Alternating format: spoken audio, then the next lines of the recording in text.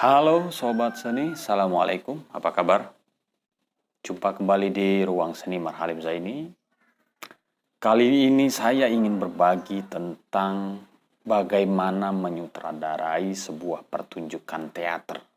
Bagaimana langkah-langkahnya untuk menyutradarai sebuah pertunjukan teater. Khususnya bagi Anda yang pemula dan ingin belajar bagaimana menyutradarai sebuah teater, mari ikuti ini.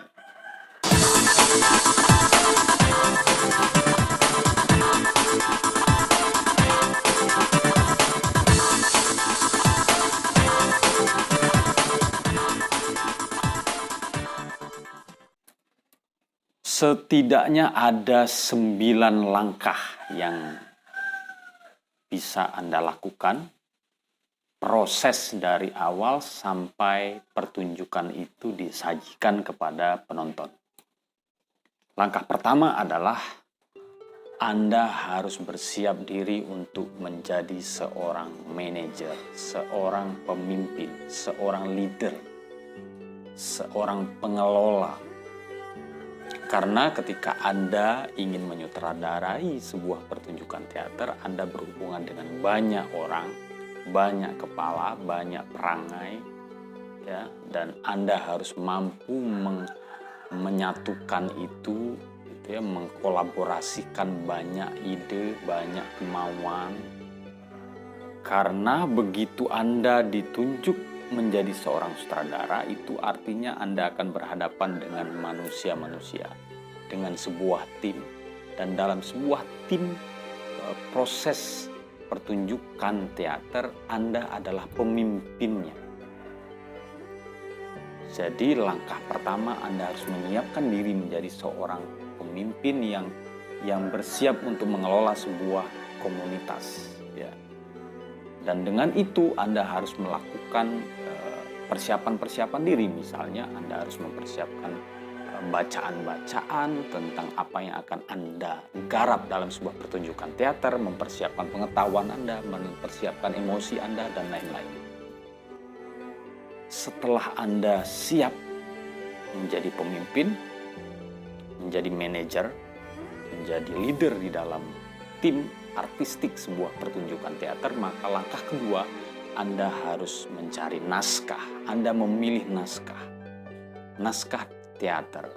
Naskah teater bisa Anda ambil dari naskah yang sudah ada, gitu ya, sesuai dengan keinginan Anda. Anda misalnya mau mengangkat sebuah cerita tentang apa, kemudian Anda pilih naskah yang tersedia. Pertama itu bisa saja Anda membuat naskah sendiri. Kalau memang Anda punya skill dan kemampuan menulis naskah sendiri, Anda tulis naskah sendiri. Bisa saja juga naskah itu berupa draft, ya, draft plot, ya, dalam sebuah pertunjukan teater, dan Anda bisa kemudian mengembangkan plot-plot itu, draft itu di dalam proses latihan. Anda bisa pilih 3 cara ini dalam mencari sebuah naskah teater. Dan memilih naskah teater sebaiknya juga Anda sesuaikan dengan kemampuan kelompok Anda, pemain-pemain Anda, potensi-potensi yang Anda miliki sebagai sutradara. Jangan memaksakan diri untuk mengangkat naskah yang besar, yang berat, yang panjang misalnya, sementara Anda sebetulnya baru masuk ke dunia penyutradaraan. Nah, langkah ketiga setelah Anda memilih dan menentukan naskah, Anda harus mempelajari naskah itu baik-baik. Baca berulang kali, ya. Pahami naskah itu, apa keinginan dari naskah itu. Kemudian Anda sudah bisa membayangkan apa konsep pertunjukannya, ya, ketika nanti naskah ini ditransformasi atau berpindah ke panggung. Jadi pelajari dulu bagaimana karakter-karakter tokoh di dalam naskah itu, bagaimana alurnya, bagaimana temanya, gitu. Semua unsur di dalam naskah itu Anda pahami dengan baik. Kemudian dari pemahaman Anda itu, Anda mulai pelan-pelan membuat konsep-konsep pemanggungan. Kira-kira ini naskah mau Anda apakan nih? Mau Anda sajikan seperti apa kepada penonton nanti?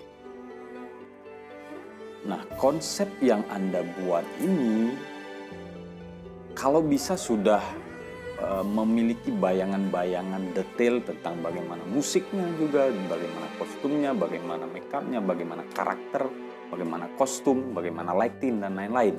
Meskipun dalam proses pelaksanaannya nanti Anda bekerja sama dengan tim Anda ini, petugas kostum, ada penata lampu, penata gerak, penata musik, dan lain-lain. Tetapi paling tidak Anda punya konsep awal sebagai seorang sutradara untuk kemudian berdiskusi konsep itu, ya didiskusikan konsep itu dengan tim artistik Anda.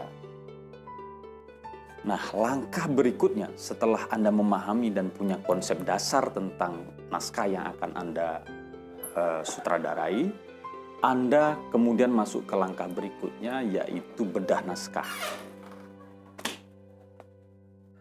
Kita ulangi ya. Langkah berikutnya, langkah setelah Anda memahami naskah itu, Anda punya konsep dasar naskah itu, kemudian Anda harus bedah naskah, ya, berdiskusi dengan tim yang akan membantu Anda dalam proses menyutradarai teater.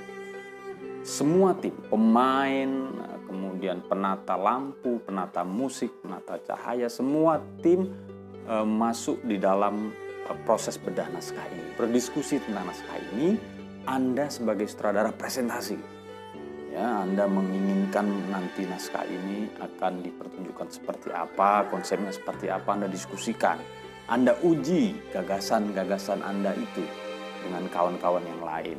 Siapa tahu di dalam proses itu kemudian selain memberi pemahaman kepada semua, juga yang lain bisa memberikan masukan, bisa memberikan pandangan, sehingga memperluas dan mempertajam konsep Anda dalam menyutradarai. Setelah itu, Anda masuk ke langkah yang selanjutnya. Anda harus melakukan casting, memilih pemain. Nah, memilih pemain ini bisa Anda lakukan minimal dengan 2 cara. Pertama, cara menunjuk langsung. Anda menunjuk si A menjadi tokoh raja, si B menjadi panglima, si C menjadi dan seterusnya. Anda bisa melakukan penunjukan langsung terhadap aktor yang mungkin Anda anggap cocok dengan tokoh-tokoh yang ada di dalam naskah. Yang kedua, casting bisa dengan cara audisi. Ya, Anda buka audisi, ayo semua pemain, siapa yang mau main, ini naskahnya yang sudah kita diskusikan kemarin, silakan Anda melakukan audisi, misalnya membaca satu dialog tertentu dengan tokoh tertentu misalnya, dan kemudian Anda melakukan penilaian-penilaian. Oke, Anda masuk ke langkah bagaimana memilih pemain untuk naskah yang sudah Anda pilih itu. Oke, setelah Anda menemukan pemain-pemain Anda, ya, tentu saja proses berikutnya adalah latihan. Latihan pertama Anda bisa lakukan reading ya, membaca naskah. Karena belum hafal ya, baca dulu naskah. Ya, sistemnya banyak, metodenya banyak. Anda bisa bergantian membaca naskah sesuai dengan karakter. Ya. Kemudian target dari reading itu adalah pertama sambil menghafal naskah, yang kedua mencari karakter vokal, gitu ya. Karakter vokal yang mau digunakan ini karakter sesuai dengan tokoh yang Anda mainkan.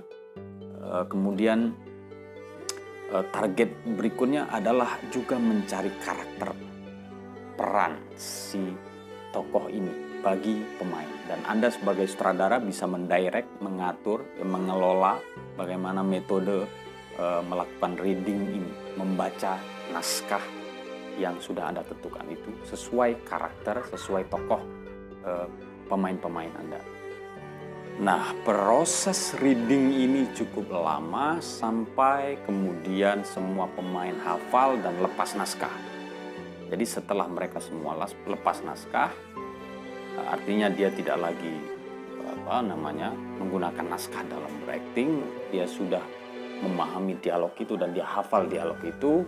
Kemudian langkah berikutnya yang harus Anda lakukan adalah menata blocking. masuk ke proses menata blocking. Blocking itu apa? Penempatan posisi-posisi pemain di atas panggung. Anda tentu sebelumnya sudah punya konsep blocking. Sejak awal Anda sudah buat konsepnya, gitu ya. Sesuai dengan denah panggung, Anda buat tokoh A mestinya berada di mana ketika dia mengucapkan dialog-dialog tertentu. Nah, proses blocking ini berjalan sangat lama dalam proses latihan teater ini, dan Anda bisa melakukannya per adegan, dan disinilah sebetulnya juga akan memperlihatkan bagaimana kelihayan Anda menata blocking, menata komposisi di atas panggung, karena ini sangat penting. Blocking atau komposisi pemain di atas panggung itu sangat penting bagi kualitas dari sebuah pertunjukan teater, karena orang akan melihat secara visual itu adalah bagaimana lalu lintas aktor di atas panggung. Oke, di dalam proses menata blocking ini Anda sebaiknya juga sudah harus masuk unsur-unsur lain. Misalnya musik. Oke, mulai masuk musik, mulai masuk bagaimana mereka memakai kostum, ya. Kemudian properti, hand property, yang apa yang dipegang itu sudah harus ada sejak mulai masuk blocking. Kemudian setting panggung itu juga sudah harus ada.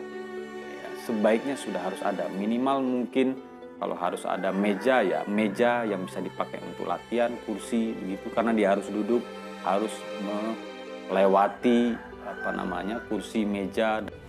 Oke, proses terakhir yang harus Anda lakukan sebagai seorang sutradara adalah melakukan penghalusan terus menerus. Karena ini proses blocking terus berjalan, blocking juga terus diperhalus, musik juga terus diperhalus, di mana harus masuk ke kesesuaian antara suasana, tema, dan lain-lain. Juga nanti pada akhirnya konsep pencahayaan. Jadi terus menerus melakukan penghalusan sampai pertunjukan itu siap untuk disajikan kepada penonton. Oke, demikian langkah-langkah yang harus Anda lakukan ketika Anda ingin menjadi sutradara. Semua sudah saya tulis dalam buku saya ini, Seni Teater. Dan semoga Anda bisa mencobanya. Jangan lupa subscribe, like, dan Assalamualaikum.